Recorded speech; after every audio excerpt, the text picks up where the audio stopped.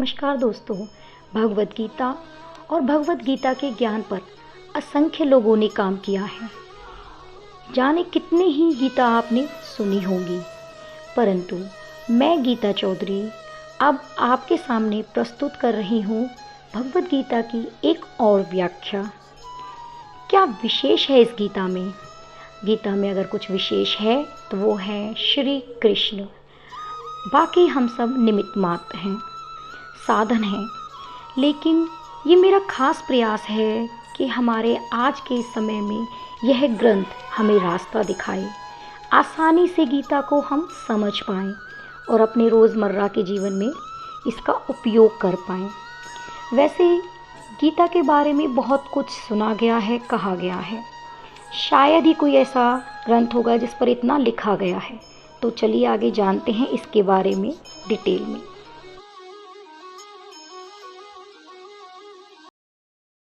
भगवान श्री कृष्ण के कहे अनुसार यदि हम और आप चलेंगे तो मैं गारंटी लेती हूँ कि जीवन की हर समस्या का समाधान हम पाएंगे। ज्ञान और धर्म की बातें मुझसे आपसे नहीं होंगी, मैं यहाँ जीवन से प्रैक्टिकल बातें की जाएंगी।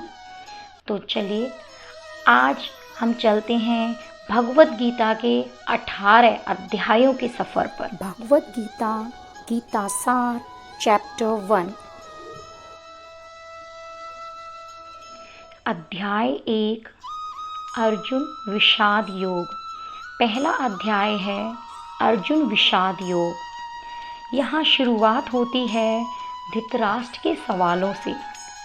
वो जानना चाहते हैं कि युद्ध में क्या हो रहा है, उनका पुत्र दुर्योधन और उनकी सेना क्या कर रही है, और साथ ही में पांडु पुत्रों की सेना क्या कर रही है।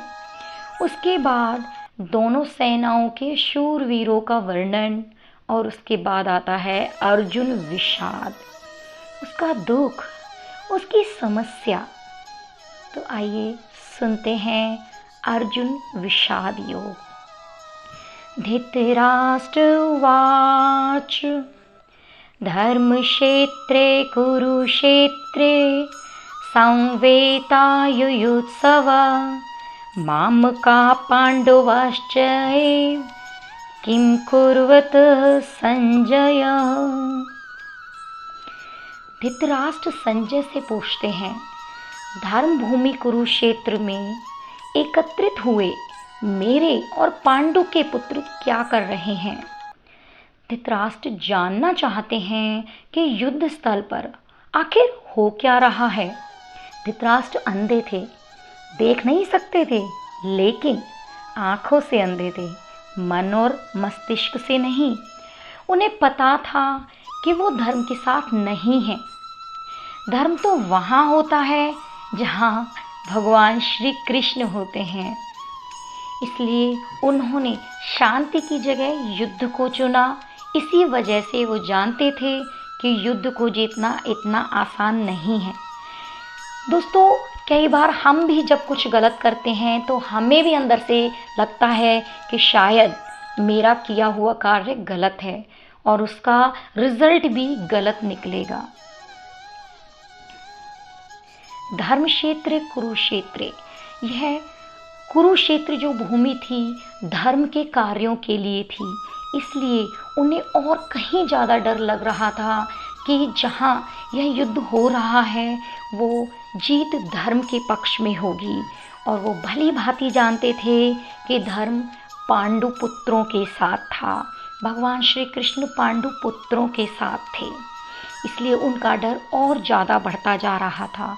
जबकि एस्ट्रोलॉजर से वो ऑलरेडी पूछ चुके थे, ज्योतिषों से वो पूछ चुके थे कि इस युद्ध के अंत में क्या होगा, लेकिन फिर भी उन्हें सारा परिणाम पता होते हुए भी उन्होंने युद्ध को चुना। कारण था, जैसा कि उनका नाम है धृतराष्ट्र।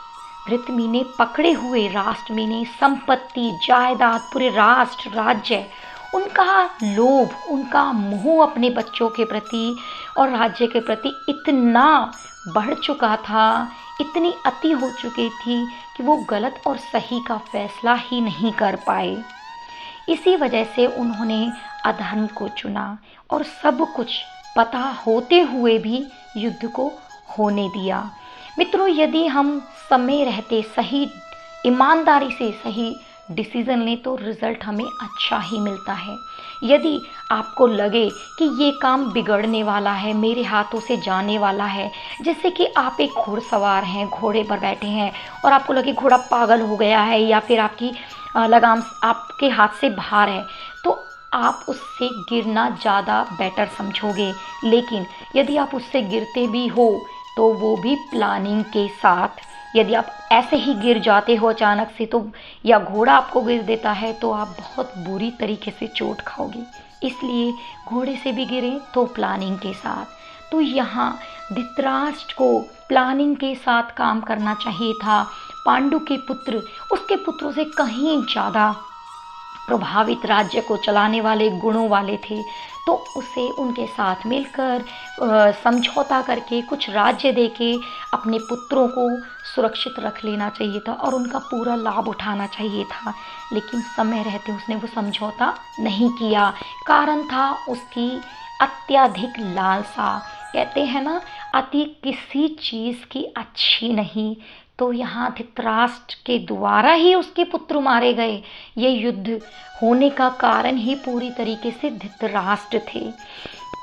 मित्रों, यदि हम भी, स्पेशली मैं ये चीज़ नौजवानों के लिए, यंगस्टर स्टूडेंट्स के लिए भी कहना चाहूँगी कि अपने फ्यूचर के लिए और अपनी स्टडी के लिए यदि हम समय रहते ईमानदारी के साथ डिसीज़न लें, सीरियस होकर काम करें, तो हम बहुत अच्छे रिजल्ट्स देख सकते हैं।